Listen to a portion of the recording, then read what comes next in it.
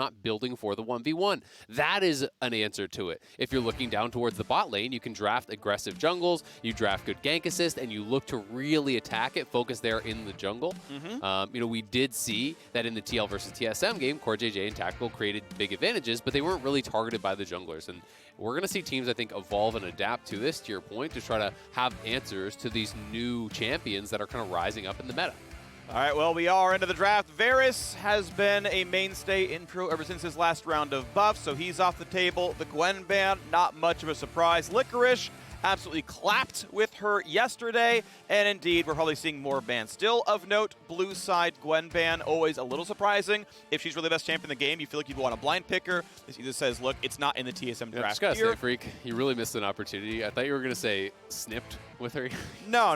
Why would I? Dude, Flowers put on like 7 of those when he was casting. Yeah, he just kept saying, cut down to size, cut in half. It's like, yeah, we get it. She uses scissors. You're so clever. I'm not saying I'm better.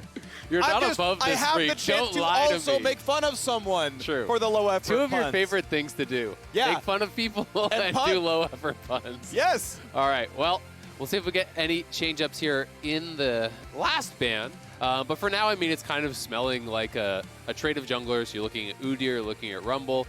Those seem to be the 2 most popular, unless someone wants to kind of take a left turn there. Lee Sin was picked a lot yesterday, so was Viego, so those making their way onto the ban list instead of just being high-priority picks does change things slightly. I do think we could still see a really high priority on some of the flex picks as well.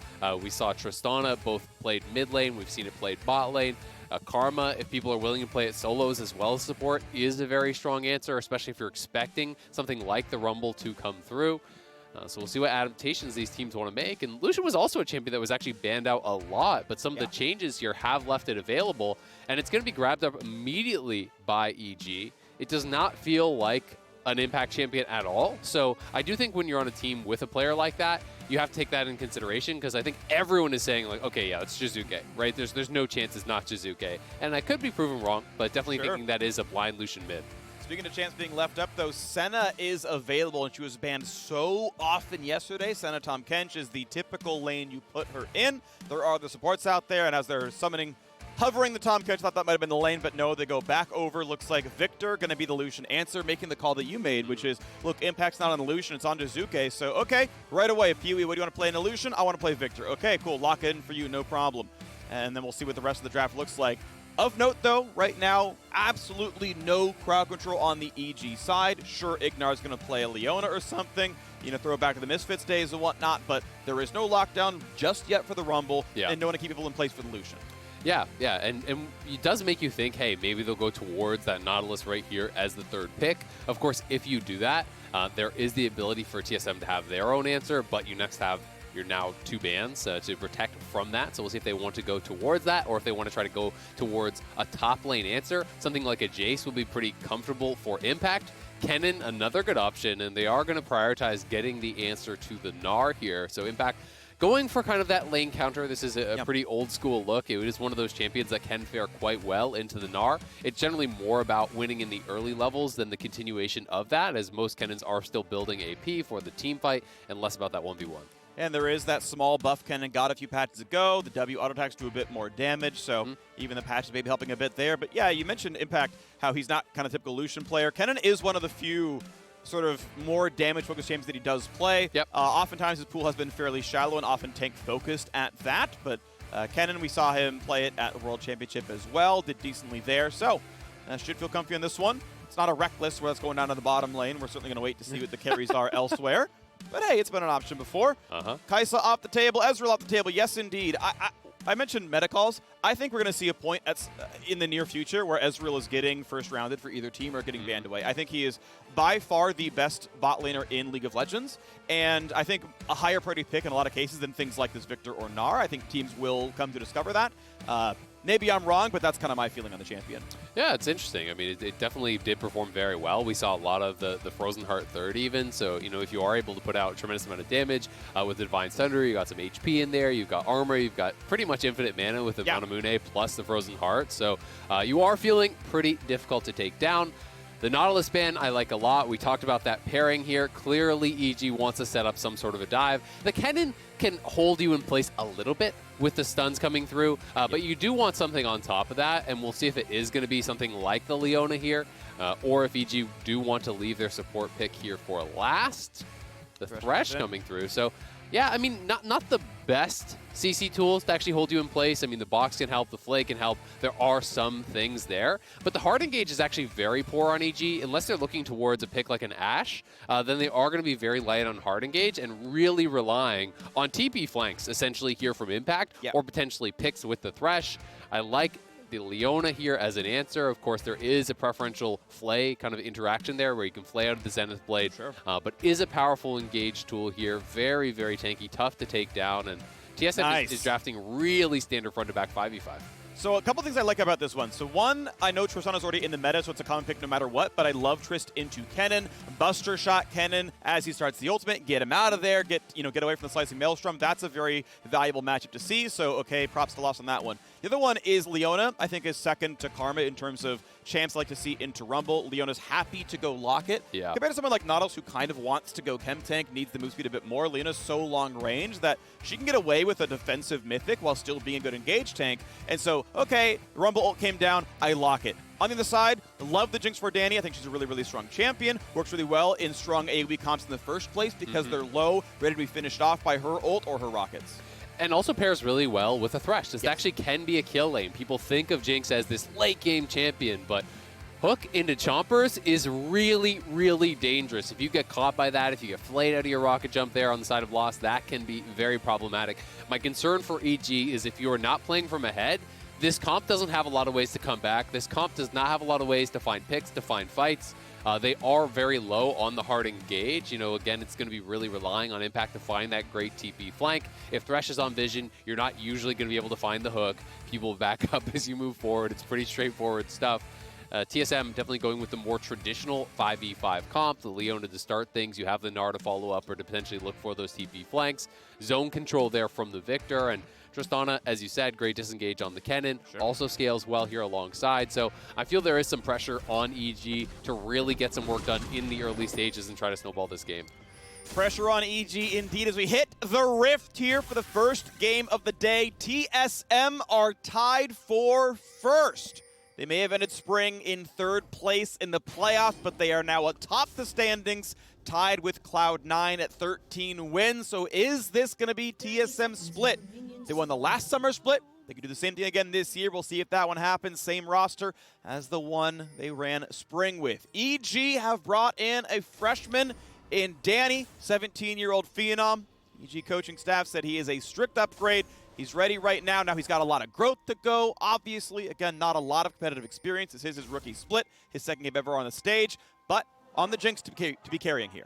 And I've been really excited to see this becoming a more common trend, right? Actually looking more towards these young players, having the confidence to actually bring them up, get them the LCS experience to kind of make a big bet that they are going to be the stars of the future. This is something that people have talked a lot about in North America, and more teams are doing it.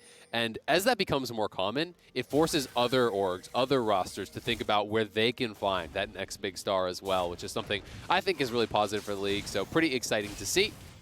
We'll see how Jizuke can play this out. A lot of sustain prioritized here on both sides in the mid lane. Corrupting Potions start, both playing TP, so nothing too crazy. But Jizuke definitely wants to push. And the reason that the lead is so important, I think, for EG is to be able to set up for objectives, right? If you don't have hard engage, it's so hard to be second to the spot at these Dragons and at these Rift Heralds. You really want to be controlling vision. First one's there, and you're the ones to start it out.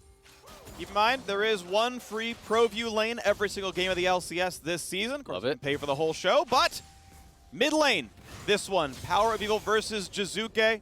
He definitely one of the strongest performers on TSM. Jizuke, so much of the reason they were about to beat Dignitas yesterday. Also, of course, a very strong player himself, so check it out if you want to. Otherwise, stay right here with us and get everything else. Top lane right now has some pressure on Huni's side. Couple autos still coming through for impact. Jizuke gets the fairly standard Trinket War, but that one gets swept out by Speaker right away.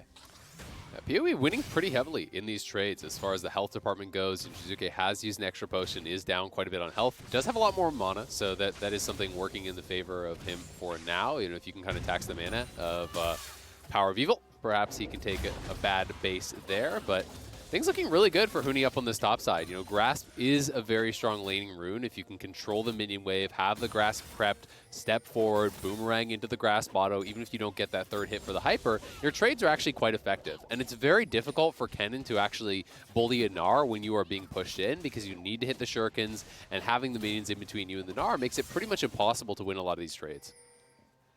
Yeah, and right now it's just going to be hard shove for top lane, no problem at all for Huni. First TP comes in early for Jizuke just for a Doran's Blade. Had the Corrupting Potion already. Keep in mind, you can't sell the biscuits for a bunch of money anymore, so that's less often to be one that you use the shop for. I think he wants to try to get him locked in lane, right? When he's low on mana there, if you can try to force a bad base, maybe force him to base on a time where the wave is pushing away from him, or even where you can crash it immediately and deny some of that farm, I think that's what Jizuke is looking to do. Power of Evil will have to go back here pretty soon, but we'll see how long exactly he wants to hang around. Not really much of an angle for a dive here with no CC, though. Yep.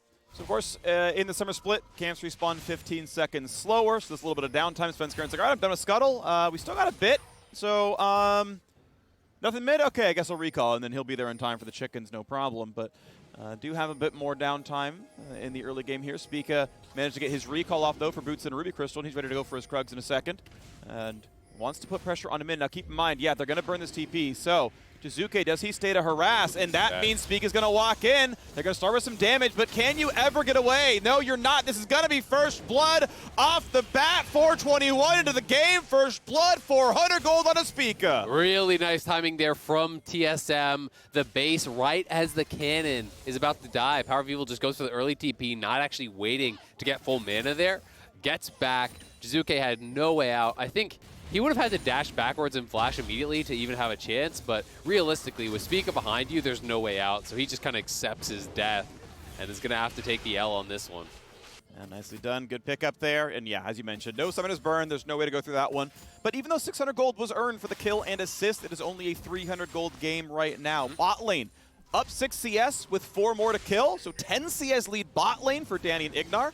That's really nicely done. Good job. Top side, 2 CS difference. Okay, sure, not a big one, but it is EG somewhat having better laning, as now Svenskeren wants to get a lot of, yeah, this is a lot of ward coverage right now, and he's going to get to take away the Wolf Camp. Yeah, nice little punish there, but we can see Udyr is back around mid lane once again, and Jizuke will be forced out. They still have flashes available. We'll see if they want to go for the long chase, but it doesn't look like it. And with Svenskeren behind him, shouldn't amount to anything more. Yeah, not worth burning, I think, double flash to get the bear stun into Victor being back in range. PoE also just now out of mana already, so taking a recall off that wave. Jizuke going to collect it all, no problem. Has his own boots. It's also a big deal for getting away from Udyr. And, okay, Spica managed to spot both control wards, as maybe Sword Art helped as well, but 2/3 of the wards that just got put down outside the map are gone now. Nicely done there. Yeah, Sword Art on the roam, I believe, did find one of those. But so far, so good for TSM. I think Spica, has done a good job playing towards the Lucian. Makes a lot of sense. This is one of those places where you know that Jizuke as a player wants to play aggressive, and you also know that Lucian as a champion needs to play aggressive. So pretty easy to anticipate that. Level 6, Tail into Mega Gnar manages to land the ult just for damage. Doesn't get him into the wall, but lands the stun afterwards, so good damage. Pulls a turret shot more than he needs, but is there going to be a dive coming? Here's Spica, level 6 on Udyr, and says, look, he's under the turret. Now he is level 6 cannon, yeah, that's so tough. All right, yeah, they take the no-risk play. They said, look, at best we burn ulti. There's a chance we just die under the turret. There's really no upside for this one. Just stay in Fog of War. Don't let them know for sure you're top lane. Don't let them feel as safe to run through the bottom jungle. If Udyr could be in that brush, right, if he Schrodinger's Udyr, yeah, you can't go for that play anymore. Exactly. I mean, I think there was maybe a timing if Spica was up there a little bit earlier. If you actually go immediately after Huni has that big trade, pre-Kennen being 6, it's a dive you could look for. But as soon as Kennen hits 6, unless you can insta-kill him under the tower, it gets so bad. The ultimate goes down, you're taking tower shots, you get stunned up. It's almost always going to be doomed trying to dive a Kennen in those situations. But the CS lead just expanding here. Yes, there is more to farm for loss, but Danny and Ignar have put on a lot of pressure utilizing the rockets from Jinx there, getting beneficial trades. Obviously, difficult to engage as well in as Sword Art, knowing that you can get flayed out of that Zenith Blade and really punished on the exit. Yeah, one of the big things is there's no displacement on this kit until Lost has ulti, and that's not going to really fit the bill, so you were always able to play around Lantern. Like, if you compare to Nautilus, right, you can ruin your Lantern by taking it the wrong time when the hook comes in or the ult comes in. You're like, oh, crap, I literally Well, I'm just dead now. Leona just does not have that kind of gameplay. It's why Trist can do well into her, and it's why Tristana, or I should say Thresh, is going to feel good in that one as well. Is you really, as long as you're paying attention, and as long as your support has eyes, and Ignar, he's got one in the beginning of his name. He's gonna have he's gonna do a good job with the lanterns. And you were flaming the Gwen puns. Yeah. Hey, at least that one's unique. All right, that is original. No one's ever made that joke before. You are unique. No one will argue that. That's true. Yeah, you're special. I am. Yeah. Yeah. All right, Rift Herald started up here for EG. You can see Danny has roamed up. The fact that Lost isn't moving kind of means that this should be EG's Rift Herald. So Danny is heading back down, but if they get eyes on him, TSM could potentially look to challenge here, and they are moving Gnar down, but without Mega, it's kind of a tough fight to take. Here we go, 1,500 health, about to be on. They pop the eye, smite. A little early, but it's still going to come through. Rumble, ulti going to make that one happen. Svenskeren gets a kill on a Sword Art. Mini Gnar, Huni just going to die. And it's time to run away, TSM. That fight was never yours. Yeah, that was a big overforce from TSM. I mean, you're flashing in as Sword Art, looking for the engage onto the Rumble, but no one is there with him to immediately capitalize on that. While he's CC'd, nothing even is coming through as far as the damage. Huni didn't have Mega Gnar available, so I think this is never a fight you should go for. Like, where is the follow-up? Where's the damage that Sword Art is expecting here? No one's even in position. So by the time they actually arrive, the fight is already lost. You're already gone. Huni has about 10% on his Gnar bar there, so there's no way he's going to get to Mega Gnar in time to have an impact on that fight. So big overforce from Sword Art, and TSM end up giving over 2 free kills, plus the Rift Herald, which was already going to be EG's. Okay, well, look at that now. Evil Geniuses, they've got the 500-600 gold lead. They've got a Rift Herald to summon. Just waiting to find the spot they want to put it down on. Worth noting, Jizuke is the one who picked this one up in the kind of chaos of the fight. He's the one who walked over the orb because, you know, Svenskeren was busy using Flame Spitter on people, so had better things to do than wait for that one. But it means that this gold is always going Jizuke's way. Honestly, I'm a fan of it. I feel like he can, you know, he's going to use the gold well. It's going to be solid for him. He just doesn't have the same ability to get around the map and show up to bottom lane to help donate towards Jinx. Yeah, Gets a blue. Got to give some credit to Huni, who has done really well in this laning phase here against Impact. And maybe this matchup has changed a bit over the years, but Impact did have counter pick, and this was traditionally kind of known as that Gnar counter. I don't play a lot of Kennen myself, but Huni has handled it very, very well, has had pressure pretty much the whole way through. We'll see, you know, if that swings at all now that Impact did get a little bit more gold in his pockets and has even things out. But like that EG is starting up the Dragon, I do think that you need to threaten Soul as a win condition for this type of composition. You want to have ways to force your opponents to come into you, to circumvent your lack of engage. And Soul is one of the best ways to do that. Yeah, looking good so far. It is going to be a fairly late Dragon, honestly. 10.5 means they had better things to do. Certainly the bot lane was winning in farm. That's great, but you know, Svenskeren brings the team over. They go for the Rift Herald first. Otherwise, not a lot of gank pressure. And you know, how hard is it to land a max range hook on Sword Art when he knows he doesn't need to play in short range? So it's not like bot was gankable, and so they didn't put the pressure down there. 1,000 gold, still the Rift Herald to use though. First Dragon as well. Jizuke, yep. Gets his dash away. Mega Gnar gonna land on the wall, so Huni gonna find another slow, gonna find some decent damage. Sidestep's not gonna get away, and he may just die here. Impact has to burn the ulti. Mini Gnar is there, flashes, and he gets the hyper kill. But the turret, it doesn't have aggro or anything else. He's gonna be easily claimed up. Nice job by Svenskeren to show up. But now, what about round 2? Because Spica, you're in a 1v2. Ignar is showing up. You gotta get away. The flash flay sets it up. The flash comes in time to get away from the hook. Yeah, not too bad. We'll have to trade flashes there. Ignar, nice roam to try to find a punish, but Huni getting the solo kill there on Impact. Really nicely done, Svenskeren. Trying to push this out, but Power of Evil potentially overheated could punish this. Does not find the stun with the ulti, and if that stun had landed, that boy was dead, but able to have just enough move speed to get away. Survives it all. Jizuke W's backwards for the double shot. Says, okay, I took down 1 plate. We're not going to get much more than this. We'll summon the Herald now. We'll obviously claim 2 more, but might not get the 3rd afterwards. We'll see how many more autos you can get across. Wants to get it. Yeah, not going to be able to make that one happen. Sword Art again. Yeah, you can dash in, but it does not matter. You will never interrupt that lantern. Not going to be able to stop that, but a lot of gold in the pockets there of Jizuke. So despite the fact that Huni gets the solo kill, the roam doesn't actually amount to too much for Power of Evil as he's covering topside. We can watch this one more time. Huni in Mega, backing off, and he sees Impact moving down to try to defend that ward, it looked like, try to place one himself, but just barely gets caught on the edge of the wall. The Q reset as he picks up the boulder, straight in on top, and even though the equalizer comes through, Huni flashes in, finishes him off with a hyper proc there. really nicely played by Huni, going aggressive, getting in the face of Impact, and really creating a kind of a pressure valve here for TSM that has been falling behind, especially on that bottom side. Yeah, but ultimately, end of the day, the top lane CS remains at ±10, and Impact has got the better KDA. Obviously, the really good Herald fight made that really easy to, tack on a kill and assist there, but I mean, ultimately everything that Huni's doing has been able to be answered, either because Svenskeren was there and in time to cast the ulti, but it's looking pretty good. Evil Geniuses solidly 1,500 up after they finally crashed that Herald. We've got next Dragon 2.5. And you got to give credit to the bot lane, not only for actually getting this advantage, but also for doing it with the kind of more utility-based summoners, right? Exhaust and Cleanse are going to be more valuable, generally speaking, than the Ignite and the heal later on. I always feel like Exhaust especially scales a lot better. So, when you can get an advantage in an Exhaust lane against an Ignite lane, I always feel extra good as a support. So, Ignar going to be making things a little bit more difficult for Triss. Even if you see that window to jump in, you've got to take the Exhaust into consideration. And Huni on the Gnar, when you're looking for the Mega Gnar as well, Exhaust is going to get great value. Minor thing I want to point out that I'm a really big fan of is seeing Ignar go towards Guardian. We do see it a fair bit now. It used to be like exclusively Aftershock a year ago, but more and more people are picking this one up. You are less of a frontliner when that happens. Obviously, Aftershock is so good at making yourself tanky. But if your job is more to set up everyone else, to make sure that you throw a Jinx a Lantern, and it's like, here's 400 shielding, she can't die. Like, that's really, really valuable. And, cool to see, the builds change up occasionally because it is smart and it is a real choice. Absolutely. I agree completely. I think it is pretty superior.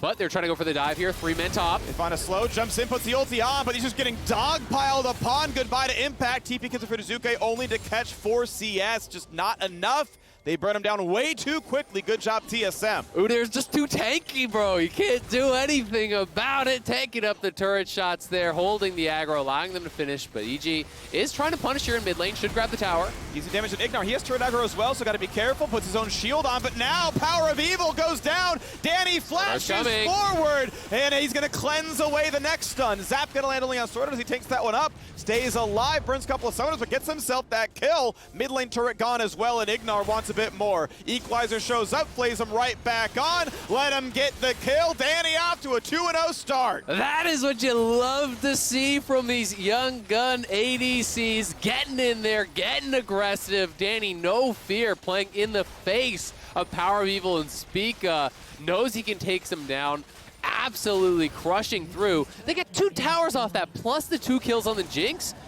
You're certainly going to have your Mythic completed, and likely a Zeal even on top. Going to be quickly moving towards that second item here for Danny, and just in time to go for this Dragon. So let's watch this one more time. They want to try to move over and clear out the wave. Power of Evil's trying to use the ulti even just dissuade them from getting this tower, but he gets hooked in. The great setup there from Ignar, and then even though Leona comes forward, you can see Danny is actually kiting towards them, looking to move aggressively. They wrap around. Svenskeren is coming in. They spot him with the equalizer. No real way out here from Spica, and even able to donate that last kill onto the Jinx. And Jinx is going to be scary strong now. Does indeed have the Zeal. Right.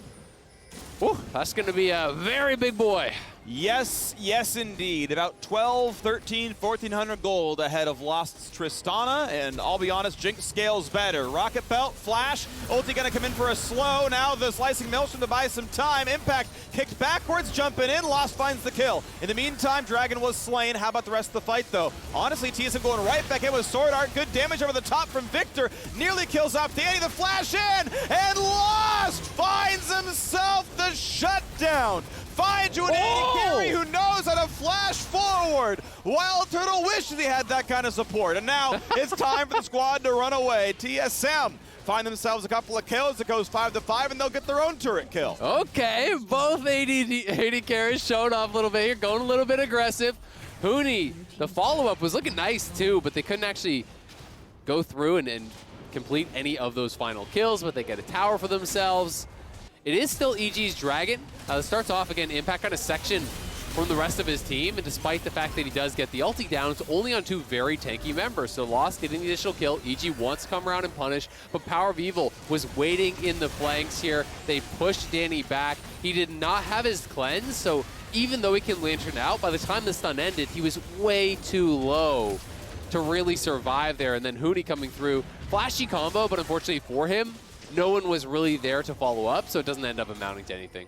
Angar plays it nicely, you know, obviously flaying him away, getting the distance, and then lanterning to maximize the amount of movement he can give his teammate. Works out in the end, but now it's time for the second Rift Herald to be fought over. Keep in mind, EG still up in gold, still up 2-0 in Dragons. Maybe starting the next objective. Svenskaren's kind of been everywhere. Not only is he 5 camps ahead of Spica, the kill's obviously relevant there as well, but he's on all the neutral game. He's also going for, you know, the kind of more aggressive build. It is not more the sustain Conqueror Rumble. He's going Dark Harvest. He's going Night Harvester. So he is going more that kind of bursty style, which is what we were usually seeing at MSI and kind of not the more new age Rumble that we were watching a lot yesterday. So a bit of a different take, but they are going to have some very threatening AoE in the team fights when you're considering not only the cannon and the Rumble, but even the potential of a Jinx ult to follow that up. If they can get onto some of these key targets, it can get pretty dangerous. And Rumble from ahead, sometimes you don't even need that much setup. Like the Equalizer alone can just light you up and deny a team fight. If it gets you off the objective, you know, you're sieging mid with Baron, whatever, and you just put someone there at half HP and Lost goes to go recall, it's like, all right, that's mid turret, we got it, thanks everyone.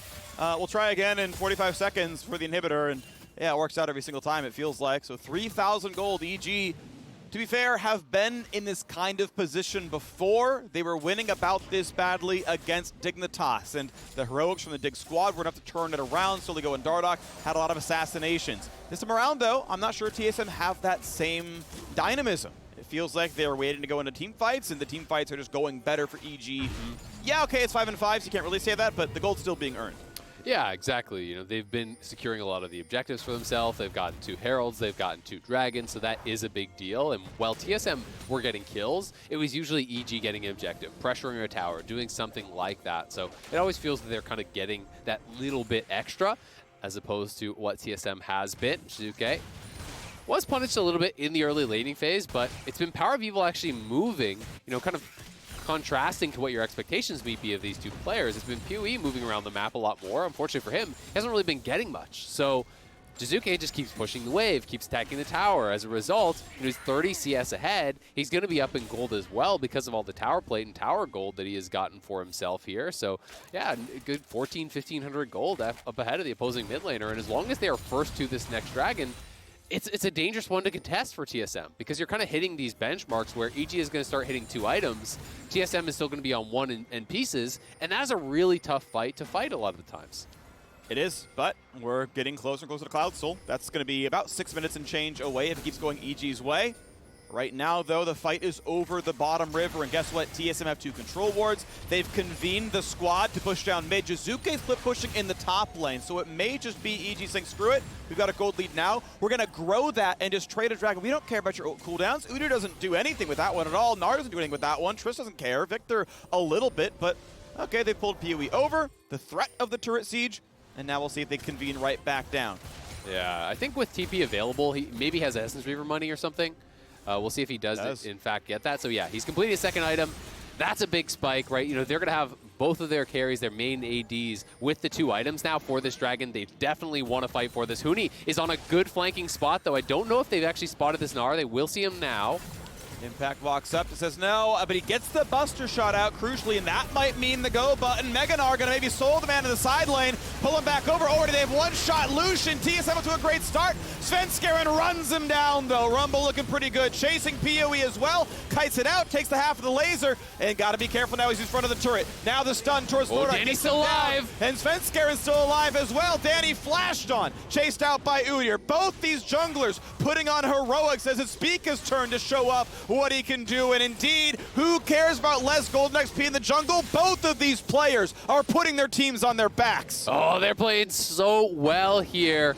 And it will be TSM off the back of that being able to grab this dragon. Shizuke went down so fast at the start of this fight. I'm not sure if this was him just coming in from a weird angle. We'll have to watch exactly what did happen. Impact was trying to threaten a flank here by himself, but he goes out, immediately jump away. The Buster shot comes through. And again, Impact is kind of getting attacked before really able to be a part of this. You can see Jizuke going in, and he's just way too far in. Just gets stunned up by Sword Art, burst down by Lost. Yes, there is the initial trade kill. But then Huni getting in on top of Danny, hits the boulder over the wall, follows there through with the wall up, hits another boulder, and Danny was just too low. It was very close when the Lantern came through. You're thinking, all right, maybe he can carry out this fight, but the fact that Spica had the flash available, gets on the Jinx, finishes him off, gets them that dragon, stops the snowball towards Soul, and that is so big. Jizuke just not really able to contribute much in that fight whatsoever. He wasn't able to. Really neither for Impact. Almost all of that damage was just on Meganar. Yep. Huni, very smartly came in and said, hey, fight me, we're going for it.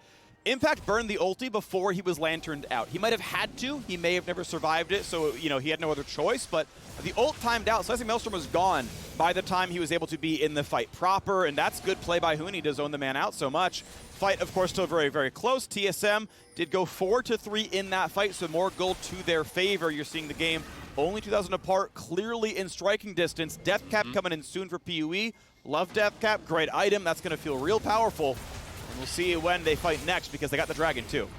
I do think the game starts to get a lot harder here for EG. Now that you can't actually threaten the Soul, the first Dragon wasn't even that early. Now you're looking at 45, 36 minutes to even try to threaten the Soul. By that time, Victor is going to be 3+ items, and it gets difficult for these ADs to have as much effectiveness, to be getting zoned out by the Leona, by the potential Gnar. Huni has been team fighting incredibly well, keeping Impact out of there.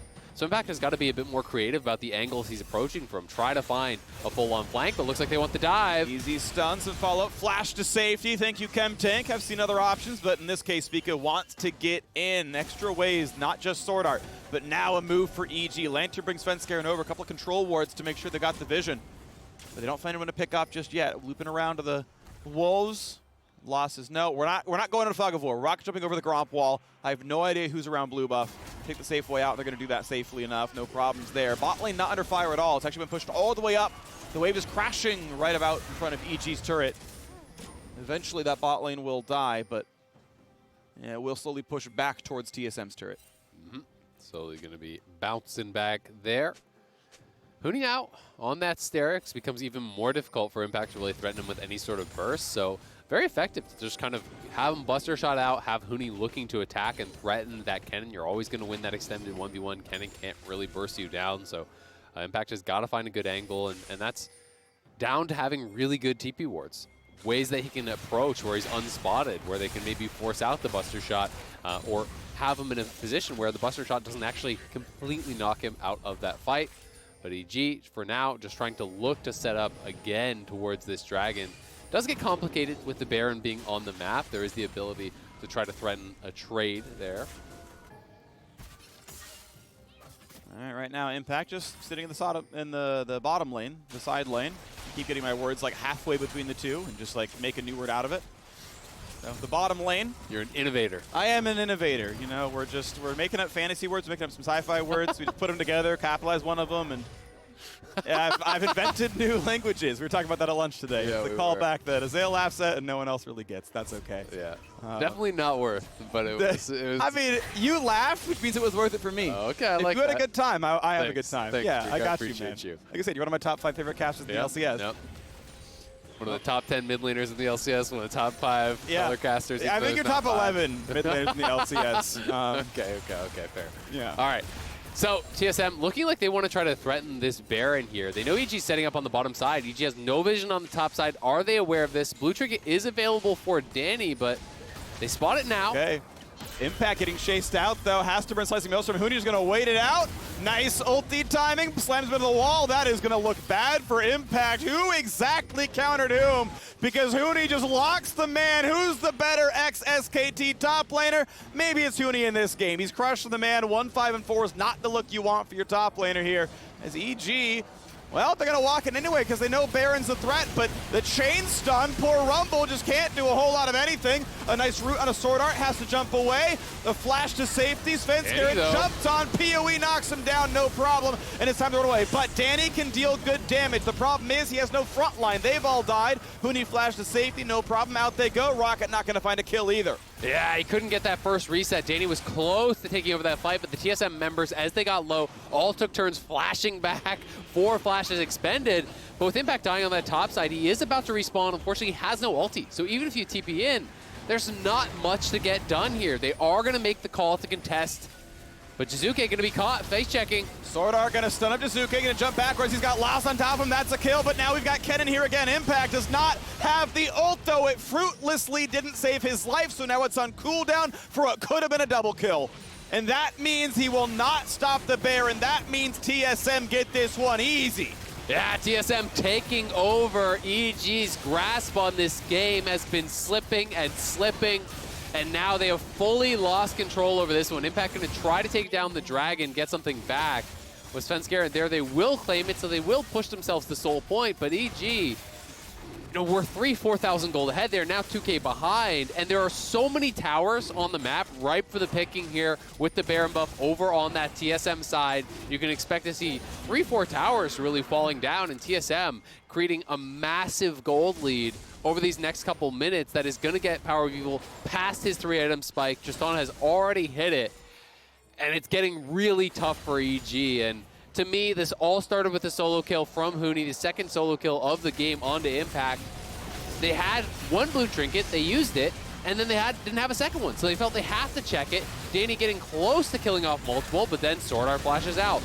We can see Spica getting low, but then he flashes back and back to live here as TSM do knock down that first tower. And TSM going to knock down a lot more as well. Top lane under fire, that one's going to drop no problem. There's all 3 outers gone. Good job. Red buff stolen away.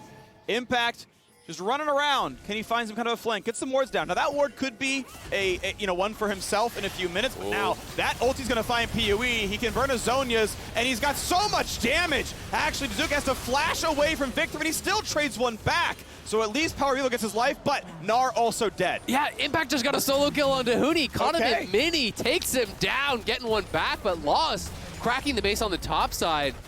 No one is basing from EG. They're saying, all right, we're down to trade. Let's keep going. But Lost can continue pushing forward here as well. Is EG just going to go for the win? They need some wave clear. They need someone for wave clear. Lost is saying, okay, I'm going for the Nexus. It's and too yes, late. The minions are gone. Spica has stopped some of the recalls. He's stopped the base push as well, so the turrets are falling. Does a single recall even go off? No, EG are lost on the wrong side of the map. They need one to find their way into the base, but Lost has found the victory. Oh my God.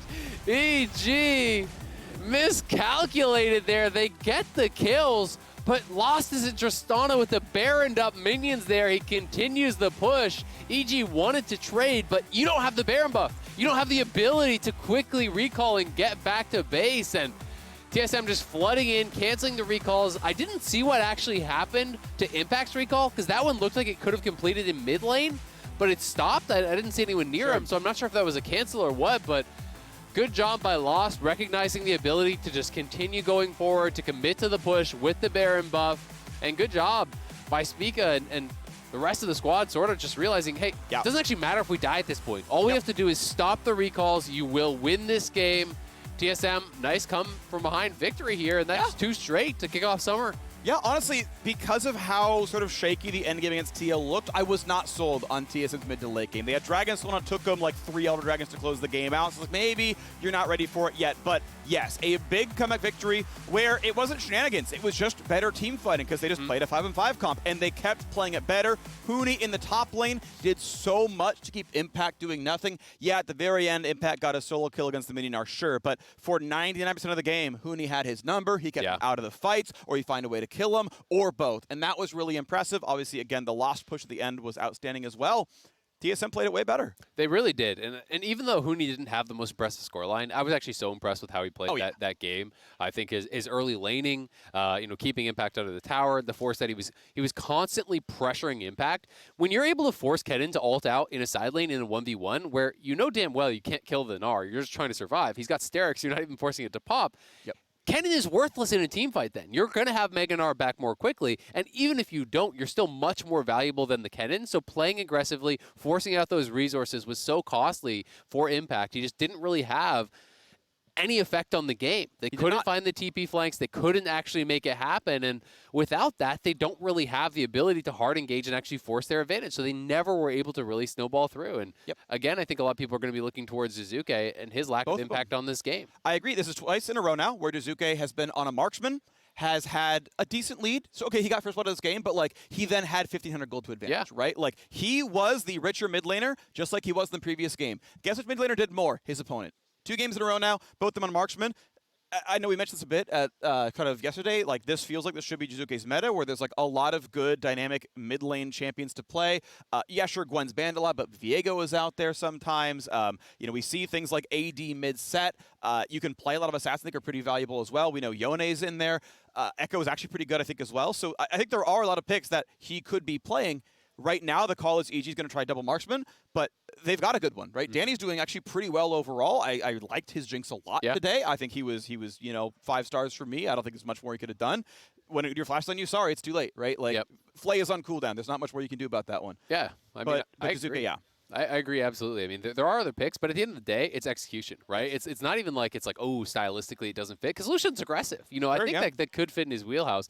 And Tristana, as far as marksmen go, have a lot of agency, right? You could split push, you can kind of do things, you can peel for yourself, but it's just not working out. And at the end of the day, you just got to eliminate some of those mistakes, because I agree. I think Danny played very well. That pairing with him and Ignar in the bottom lane looked really, really good. They were, 20, 30 CS ahead, thereabouts, down in the bottom lane, and I do think he played out the team fights well. Unfortunately, when you can't get that first reset, it's hard to actually follow through and be able to continue to take over that fight. But TSM, off to a great start, can be really happy about how they're kicking off a summer split, taking out 2 teams that were both playoff-level teams. Obviously, a team that was in the finals, and EG also making playoffs there. So 2 pretty tough opponents right off the bat. Yeah, and I think they're going to keep going, right? At this point, TSM are alone in first. They are half a game ahead of Cloud9. Sure, C9 plays later today.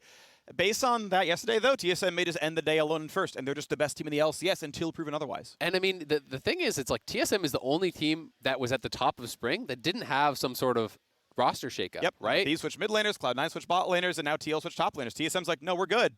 Yeah, turns out they're the best performing. Get the roster together. Yeah, I mean, when you have that practice, it really does make a huge difference over time. And obviously, Lost coming in here, TSM was a lot of different parts coming together in spring to try to make one new whole. If Lost and Sword Art continue to develop, if that can become a strength for TSM, I think it's only going to be good things for them in the future. Yes, so good stuff to TSM. We'll, of course, see more of them. They play tomorrow, and they play every week. They play 3 games every week. That's how the LCS works. I know. Big knowledge bomb dropped from one half, the lesser half of the Doug duo. Now we are tossing it over to Pastry Time, who's on stage with TSM's Lost for our Verizon post-game interview. Thank you very much, Rick. I am indeed here with Lost. That was quite the ending to this game, Lawrence. What were the comms possibly like during a moment like that? Towards the end, it was just kind of stopping their bases after we lost or got picked off on mid. So honestly, all of it is just, talking about their timers and like how close they are to getting their base off, who are canceling, stuff like that. But honestly, like towards the end, I was more confused, like, oh my God, they just did that, and that's how it ends. So yeah, that's how it felt for us. All right, well, still 2-0 on the weekend so far, so feeling good.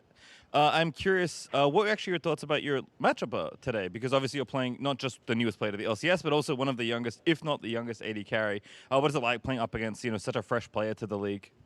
I think he's good. Honestly, the matchup is pretty hard for us on bot. Unless we get like a good all-in timer with our jungle on our side, or just 2v2 seeing the enemy jungler, it's going to be pretty hard for us. They're going to poke us out. We're outranged. And also, like later on the game, on mid, I'm also super outranged as Tristana into Jinx. So not too easy for us to play this matchup out. But in the end, I think I did my job well, and he played pretty well too. And it just kind of came down to the last decision of the game. Yeah, certainly did. Kind of pulling back, though, you did an interview earlier this week with Hotspawn. You said, honestly, the power of friendship is kind of broken, honestly. Could you expand on that idea a little bit more? Bro, I didn't even expect that guy to, like, put that as the header of the article, I think I was more referring to, like, 1 year when I was on TSM Academy. And I feel like just the best time I've had playing eSports, where all of my teammates, I just felt like going into practice, it wasn't even like practice. It was just so much fun, just playing the game and competing with them. So I think just being a team, which is like a cohesive 5 players, makes a big difference when it comes to how you feel on stage and how you guys perform as a team. And do you feel like you have that now with this TSM squad? Absolutely. After one split, I feel like all the boys got my back and I got their back. So, hopefully we do really well this split. All right, well, speaking of the boys, you are one of many now Oceanic AD carries competing, but you were the original, of course, to come to North America and try and compete, now making it all the way to the LCS stage on a very storied team. What do you think of just kind of the fact that, FBI King, Raze, and all your peers in this league? I think it's really amazing because we all started years ago, right? We're all 17, 16. salaries don't even exist in OPL, honestly, or over back in Oceania. And just to see like throughout the years, all of us progress and make it to LCS, I think that's really amazing for all of us. Are you looking forward to playing any of them in particular? I like to play against King because I haven't played against him before on the LCS stage, I think. So, that'll be exciting. All right, certainly a matchup we can look forward to. But Lost, thank you so much for joining me. We are going to go to break, but when we return, it's a State Farm Analyst Desk setting us up for Dignitas versus FlyQuest.